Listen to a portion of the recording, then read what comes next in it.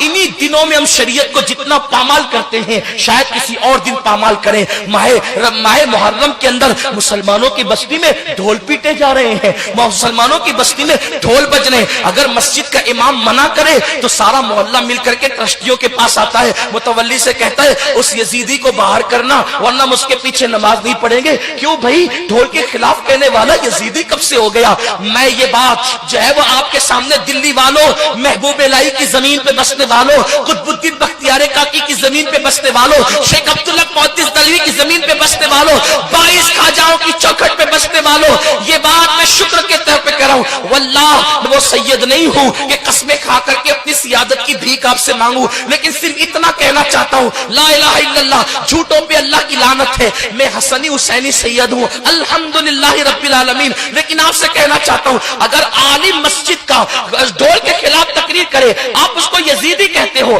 اگر ہمت ہے تو مجھے بھی یزیدی کہنا, میں حسن اور حسین کی اولاد میں ہوں الحمدللہ. لیکن آپ سے بس اتنا کہنا چاہتا ہوں, اتنا پوچھنا چاہتا ہوں, آپ ڈھول بجانے کو حسینیت تصور کرتے ہیں, آپ سے پوچھنا چاہتا ہوں آخر خیمہ حسین میں ڈھول کب بجا تھا؟ جب علی اکبر کی شہادت ہو رہی تھی تب ڈھول بجا تھا, علی اصغر کی شہادت ہو رہی تھی تب ڈھول بجا تھا, قاسم کے لاش میں گھوڑے دوڑائے جا رہے تھے تب ڈھول بجا تھا, بیویوں کی چادریں چھینی گئی تھی تب ڈھول بجا تھا.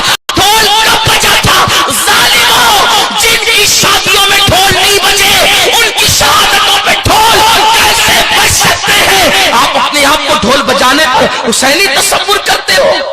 ڈھول تو دمشق میں بج رہے تھے, ڈھول تو دمشق میں بج رہے تھے. اور سنو, اگر شہادت حسین پہ ڈھول بجانے کا اتنا ہی شوق ہے تو پھر بجانا خوشی سے بجانا, لیکن اس سے پہلے ایک شرط ہے, جب تیرے 18 سال کے بیٹے کا جنازہ اٹھے اس وقت ڈھول بجانا, اس کے بعد علی اکبر کی شہادت پہ ڈھول بجانا. اس دن تو تالی بجانا بھول جاتا ہے جب تیرے بیٹے کا جنازہ اٹھتا ہے, اور حسین کے شہزادے کے جنازے اٹھنے کے دن تم ڈھول بجاتے ہو, میلے لگاتے ہو. تمہارے گھر کی بیٹیاں بے پردہ میلے دیکھنے کے لیے جاتی ہیں. کہاں وہ سیدہ فاطمہ الزہرا کا کردار جس کے سر کے دوپٹے کو کبھی چاند و سورج نے نہیں دیکھا؟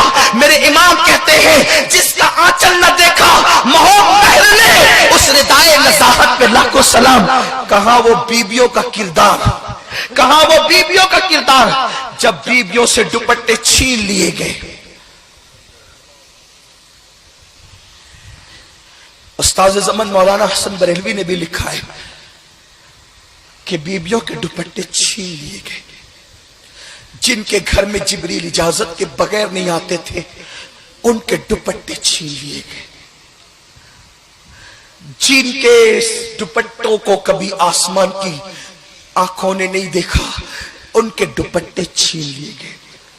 لیکن جانتے ہیں مورخین یہ بھی لکھتے ہیں کہ جب بیبیوں کے دوپٹے چھین لیے گئے تو شہزادی زینب سے جناب شہربانوں نے کہا بی بی دوپٹے چھین لیے گئے, پردہ کیسے کریں گے؟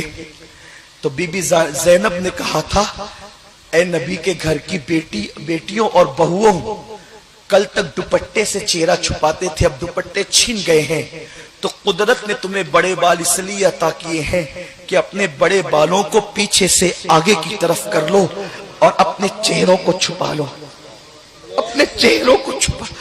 اس دن تمہاری بیٹیاں میلے دیکھنے جائیں, حسینی ہو تو تمہاری بیٹیاں اس دن ناچ دیکھنے جاتی, تمہاری گھر کی عورتیں بے پردہ گھروں سے کیا گزرتی